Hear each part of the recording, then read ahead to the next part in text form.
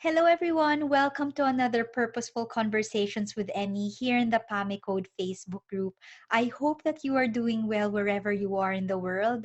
This is actually week one of the partial lockdown in the UK, but I know in so many parts of the world, this might be your second week, if not your third week. And I know that about a quarter of the world is in lockdown right now. So we are still here together having our purposeful conversations. We still try to live with purpose even in these circumstances. And speaking of living with purpose, we have the perfect embodiment today of someone who is living with purpose. Terra Lyn Anderson is an artist and counselor and diversity consultant at Embody Emerge. And we are here today to talk about activism from the heart. So, warmest welcome, Tara. Thank you for joining us. Thank you so much for having me. Well, when we talk about activism from the heart, what does that mean to you? Yeah, that's a great place to start. The way that I define activism is any way in which we move through the world that promotes social change or furthers a social change cause. And when we talk about activism, a lot of people have different images that come to mind. Rallies, people holding up signs, speaking with microphones, standing up and disrupting systems of power that they want to see change. And I don't know if you're seeing those images in your mind, if you feel also sensations come into your body. It's very arousing. There's a lot of energy that moves through when we talk about activism. And when we are doing activism from the heart, there's actually a different sensation that comes through. A lot of times, we feel more still purposeful, still moving forward, still rallied, but much more centered and grounded and in love. And so that is really what we're talking about here today is how to move social change forward coming from a place of love and connection. I love that because yes, for some people when you talk about activism, you can sense that they maybe in the past I don't know what activism looked like decades ago, but there's a lot of rallying. You've seen some violence as well, when it comes to activism. But for me personally, I consider myself a scholar activist. I'm a community psychologist, and most of my projects have been like grassroots community-led projects. And when it comes to my activism, it's less of a negative discourse, but more of a positive discourse that you just want to serve and promote equality. So instead of saying we are anti-poverty, we would say something like we are pro-development. Do you know what I mean? So it's Mhm. more serving the community and heart based. In your case, what is your core activism? What do you stand for? Mm. Well, most of my work revolves around the LGBTQ plus community. And so when I am talking about the vein of activism that I spend most of my time in, I'm really looking at ending gender and sexuality based oppression. So I talk a lot about gender justice, which goes far beyond women's rights and is actually more inclusive of um, getting visibility and rights and opportunities for people of all different presentations and identity. Um, and so that's the main work that I do in the world. And I want to state outright in this conversation really quick that it's really easy for this conversation to become polarized really quickly. So either you are working from the heart or there's a negative vein to it. Like you're either compassionate and sweet and gentle or you're angry and violent. And I want to just dispel that myth immediately, that we can actually be working towards change in a way that embodies that complexity Yes. and hold that complexity, right? I Yeah. can understand that yes, you can work from the heart, but also you are, it's not okay.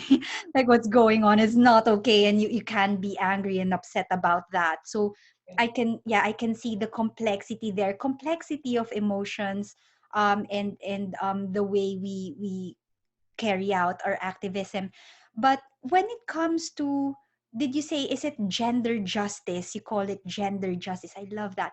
What does that mean? What, because a lot of people would know about equality, and particularly in terms of women's rights. And when it comes to gender justice, what does that mean? Yeah. So when we're talking about in let's see, let's start with actually just defining some terms. Um, when we talk about activism, a lot of times there's a number of words that get thrown around. Equality is one of them, which basically means that everybody gets the same resources regardless of their need. And then we have equity, which is another way in which people talk about it, which means that resources are allotted based on need. So Mm-hmm. people with less need might get less resources to kind of make sure that everybody has the same opportunities. Does that make sense? Yes. And then when we're talking about justice, we're talking about the way in which reparations can happen, so that not only do people get the same opportunities, but there's a healing component that happens as well. And another one, just to identify it, is inclusion, Mm. which is a word that a lot of people use. And that um, means, to me, that there's representation that happens. Um, but a lot of people talk about like, oh, diversity and inclusion is like the buzzword right now. Inclusion to me just basically means that there's representation and opportunity there, but the justice piece isn't inherently woven in. And so Mm. when I talk about gender justice, what I'm really talking about is that not only do we have resources allotted based on need, so the most underrepresented, the most underserved communities are allotted the resources that they actually need to have equal opportunity, right? But also that there is healing that happens for the wounds and disparities that have happened in the past, right? Sure. So that, yeah, it can get quite complicated in that way. And yeah, Mm-hmm. for me as a community psychologist, I've seen all sorts of discourses and the implications of using certain discourses. But can I just ask, if you don't mind me asking a personal question, how Yeah. did you get involved in this line of work? What made you so passionate about this topic? Yeah. So I'll start with just saying that I identify as someone who's genderqueer. So I don't identify as a woman or man. And I just want to note, based on my voice, for the people who are listening, who may or may not be able to see me, what are the assumptions that you made up until this point, right? Um, and my journey to coming into my identity has a lot to do with the work that I do now.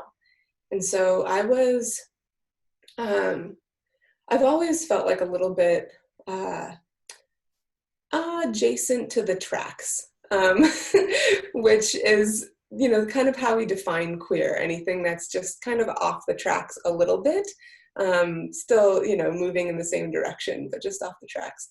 So I've always identified that way. And when I was in graduate school, getting my master's in somatic counseling psychology, I had an unbelievable teacher for our multicultural foundations class. And when we started to look at how we learn gender and how gender is indoctrinated into us as a society, I just felt rage come over me. Mm. And I left those classes for those couple of weeks feeling like, in a way, I had been brainwashed, or that my life had been stolen in some way. Like, who would I be if I had not been socialized female? What would my life look like? And I started to dismantle some of those things and feel like I was rebuilding a sense of autonomy for my personal identity. And in doing so, I just like dove deeply, deeply into the ways in which sexism, patriarchy, those sorts of concepts infiltrate all of our systems and, quite honestly, like most of our relationships. And I just decided that I wanted to spend my life working to heal those things. And what does that look like in practice? Because if there's a lot, as you've said, a lot of wounds that needs to heal, what does that look like in our day-to-day lives? That's a really big question, Emee. Sorry, let's take it a bit at a time. You know, we're not even talking about, let's say, in the education system, for example, because Yeah. that's quite big. We're not even talking about legislation. And just in our day-to-day interactions with our neighbors or our friends or our family members, what does that look like in terms of healing those wounds? Yeah.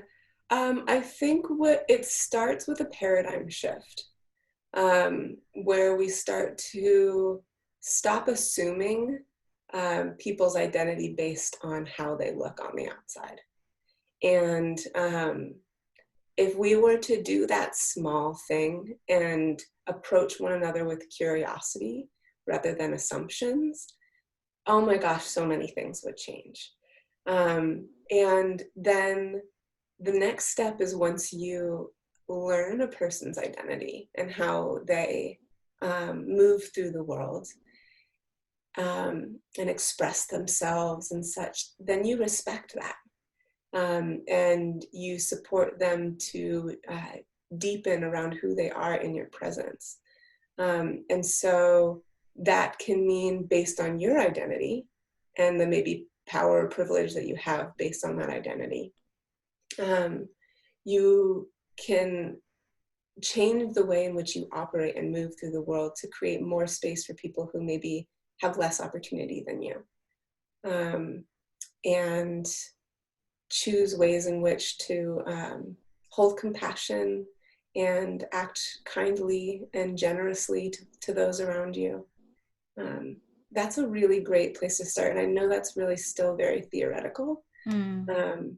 But you know, in real practice, one of the simple ways, I mean, we talk about this so much when we're talking about the trans community, is, you know, respecting someone's pronouns. Like, Mm. when you learn a person's pronouns, just like when you learn a person's name, it's really important that, you know, you remember those things. And if you don't remember that, you ask again, and then you work, you know, very hard um, To respect that. to respect that. Yeah. Exactly. Yeah. But And so you know, as I've, you know, we've had this conversation before we started recording, you know, I do slip sometimes simply because I'm Filipino. You know, I was telling you that our pronouns in Filipino is a third person. You know, we don't really have a he pronoun or a she pronoun. So I come to the UK and speak in English, and I always slip, you know, with my pronouns. So it's, and I do, I think I become overly careful when mm, I speak with a trans person, that I get scared that I might say something wrong. So how do you, how do you help people who, like me, who might be overly cautious and oh, just don't know how to behave? yeah, absolutely. So I want to answer that question, but I also want to speak to something that's really perfect here that you just brought up. When we're talking about activism from the heart, we're looking at the whole individual that's standing across from you. And so, you know, between you and I mean, you know, there's some intersection of identity here. You're Filipino. So for me, I need to be respecting and honoring that part of your identity when we're interacting as well. And so if you were to slip around my pronouns, there's a softness that happens in my heart where I do want to, you know, have the reflection from you that you see me for who I am, but I also know that and am holding gently the person that you are on the other end, right? And so it's really like this collaboration where we're working together to figure out how to both How be seen. That's right. I Yeah. love that. And Mm-hmm. yeah, when I was working at the university, I used to be the diversity champion in our school. I don't know if I was just, put in there because this is me, Yeah. but there's a lot of intersection when it comes to diversity. We cover gender issues, we have LGBT, we have race, disability, and even social status. So, for example, in our uh, in our department, we will be conscious of the different social backgrounds that our students might be coming from, because Mm-hmm. those who might come from a working class background might not feel as if they fit, Mm-hmm. in that particular context, because they might be the first person in their family to go into university. But there's a lot of intersectionality, when it comes to diversity. So I don't know, there's so much complexity as well, but I love this idea of, activism from the heart, coming from a compassionate place, and trying to be respectful, and understanding the person who is in front of you. um can I just ask also, because for us here with my husband, he cannot really understand what it's like for trans people, their experience. He said that he can understand gay and bisexual and lesbians, in terms of the sexual preference, but he couldn't get his head around the experience of trans people. um if you are talking to someone like that, what would you say, what does it look like if you want them to empathize? What is the experience like? Mm-hmm.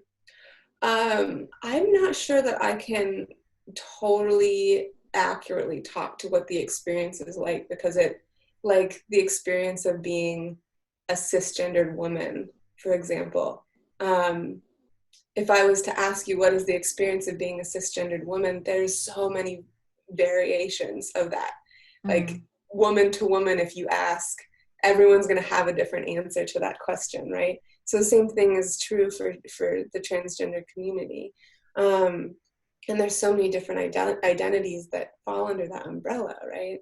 Also, so I think the one piece that I want to just speak to um, is really a desire to be seen for who one feels like on the inside. Because one of the ways that we're taught about gender is that it can be assumed based on your body.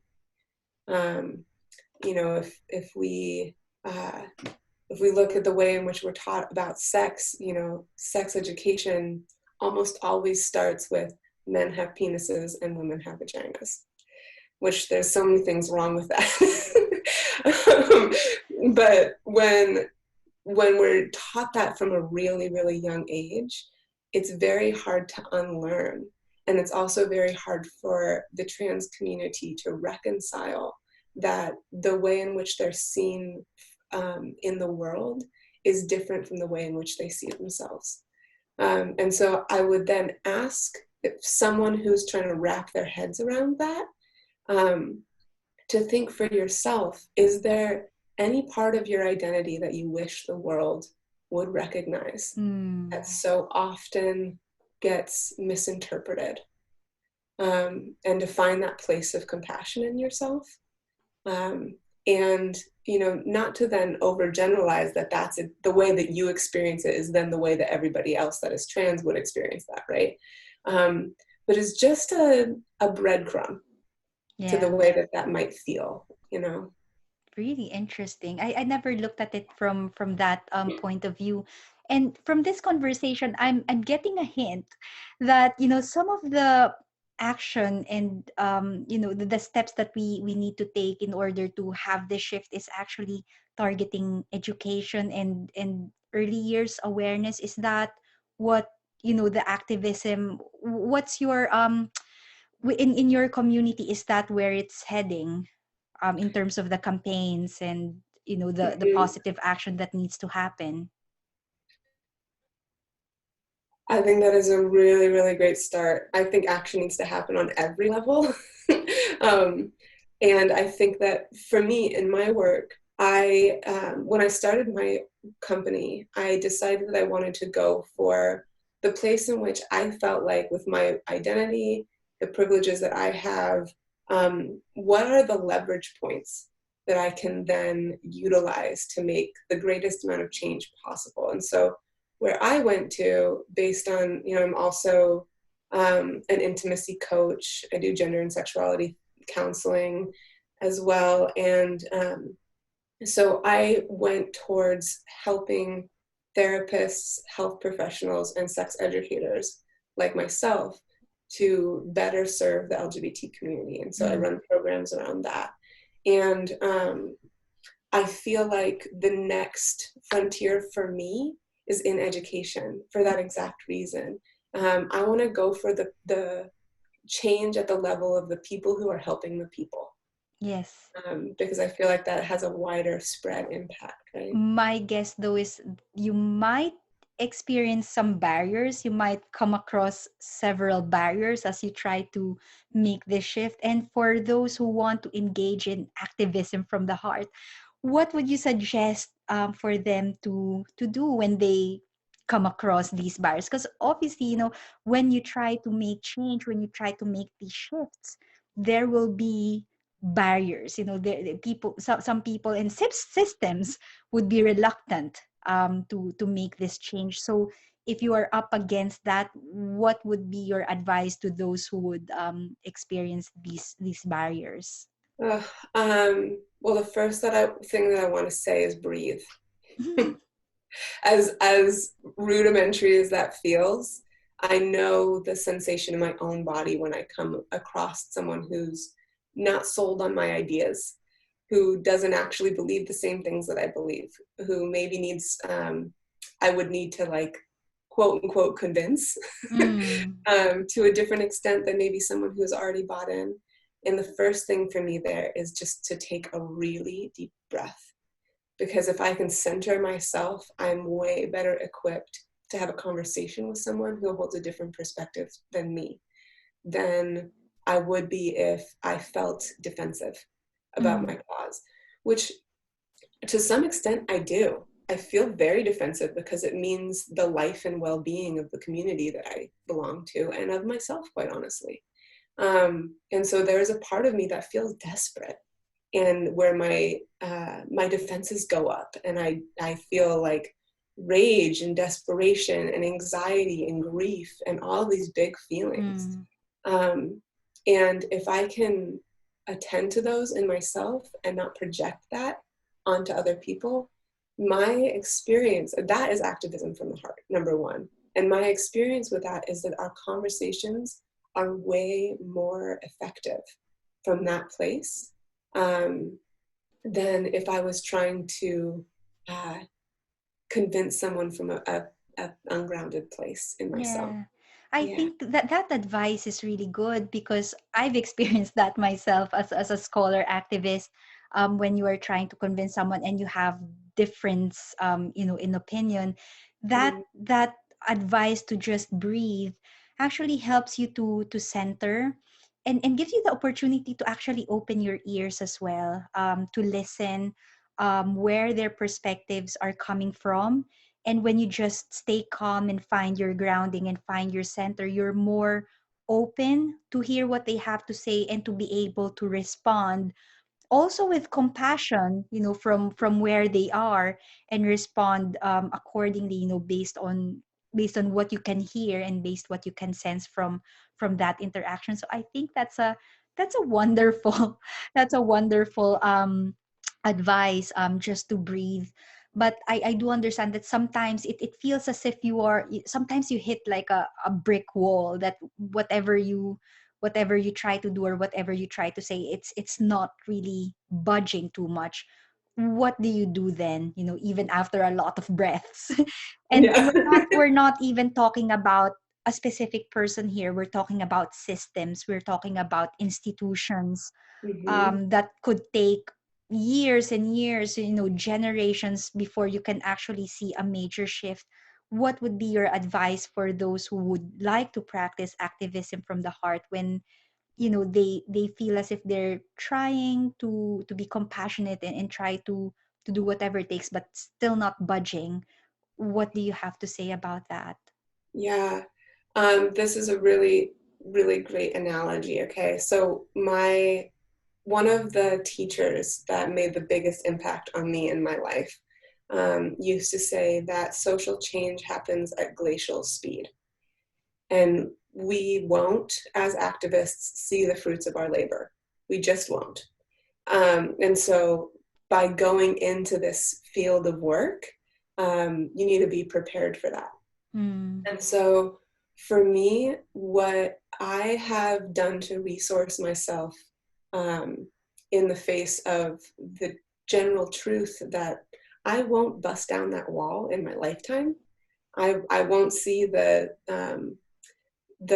outcomes that I'm really like desiring in my deepest heart in my lifetime.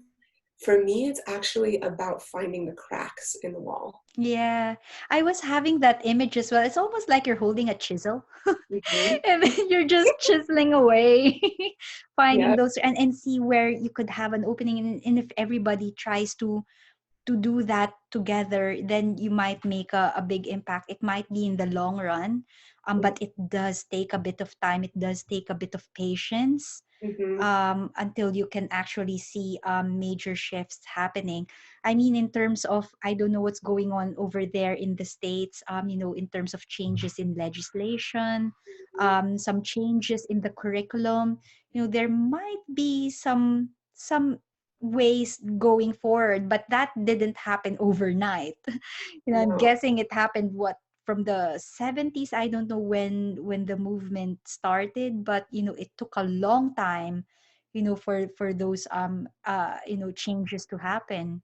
Mm-hmm. Yeah, absolutely. I would say that that trans rights has been a thing that people are working for in small ways, getting larger and larger all the time for 250 years. Wow. Yeah, yeah, absolutely. And I completely agree with you. The image that comes from, I love that you spoke of the chisel. For me, the image that comes is actually water. You know, Oh. if you blasted a wall with a bunch of water, where would water seep to the other side? Mm. And so for me, I use that image because water to me is like it's a self-care kind of feeling in my body. Um, and it's gentle, it goes with the flow. It's not really like a fighting force necessarily, but It just does flows. it carves canyons. Yeah. It is very effective over time, It right? takes time, but Yep, it's yep, gracious and beautiful, and it does the job, but yeah, it does take time. exactly. And so when I'm thinking about, okay, what moves do I make when I come up against a wall? Um, I always, when I feel that feeling of coming up against the wall, and I can feel it in my body when that happens in a conversation or when I'm moving towards something and there's a hard stop. I can feel it in my body. I take a step back and I look at the big picture. Okay, where would the flow go? If I was water, where would the water flow from here Mm. to get into another place in which there's actually movement possible?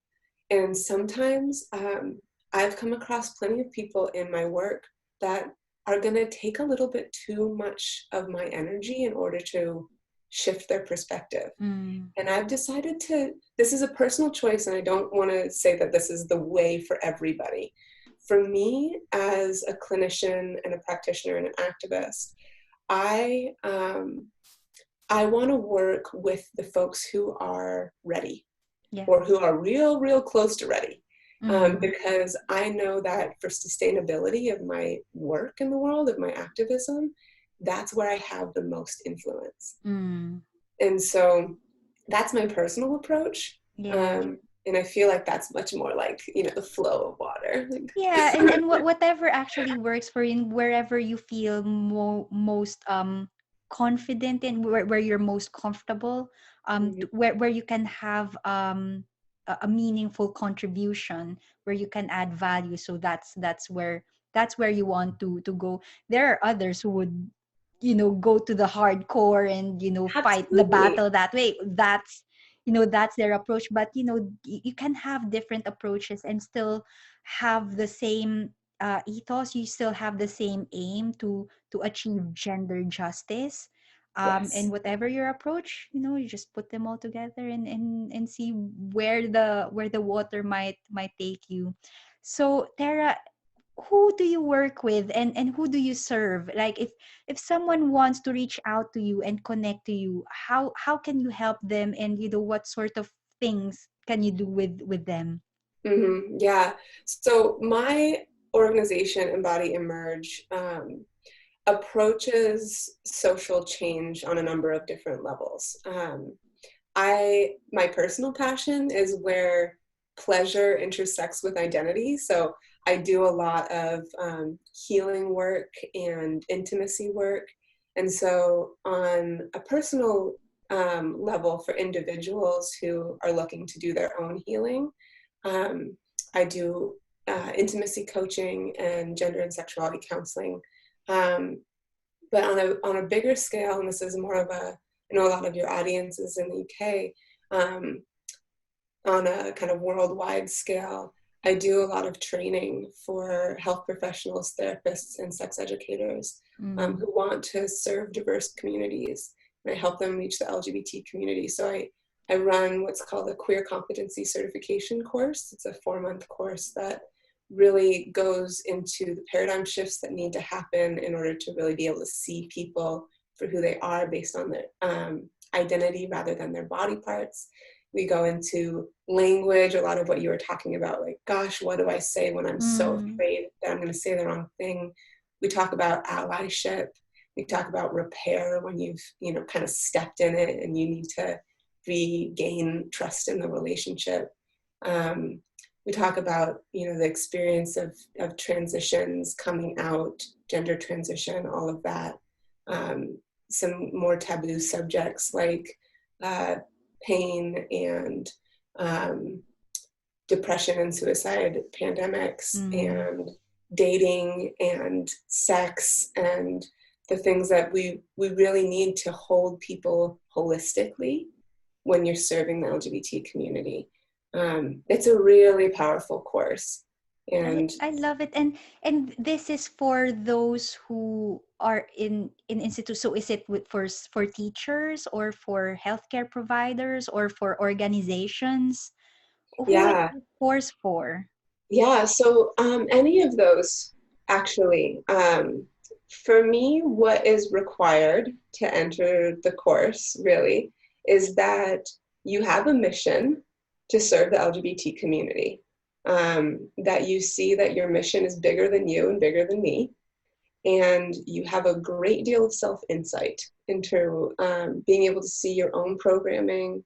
I know your community is, a lot into like psychology and those sorts of things, so I have a feeling that folks know what I'm talking about Hmm. when I say Yeah. that. Um, and that you support people to make changes. So educators do fall into that. I'm working right now, hopefully at the end of this year, I'll launch a version of the course that is for educators specifically, which is super exciting. It'll focus a little bit less on like sex and what happens on hormones and those sorts of things, which sex educators need, and more Mm. about like the things that teachers would need um, in order to really serve this population. But then other than that, if you identify as a healer, coach, those sorts of things, that's what this course is really aiming for. That's wonderful. And that's actually really useful. Even if it's just for awareness, and in this case, training, and it's a really wonderful resource. And if people want to check that out, where can they find it? And have you got a gift for us as well, if you have anything to offer to the community? Yeah, I would so love just to offer your community. I'm really grateful for that and the level of work that people are doing in the world. And I would love to offer what I call a queer competency discovery session, which is a 60-minute session where we just one-on-one dive into what are the things that are holding you back, what are the obstacles that are in your way of really being able to dive deeply into serving this community and support you to get clarity on those things so that once you have awareness, you can start to shift them. And so I would love to jump on that. Those I'll send you a link that you can post for your community to schedule those sessions. Awesome.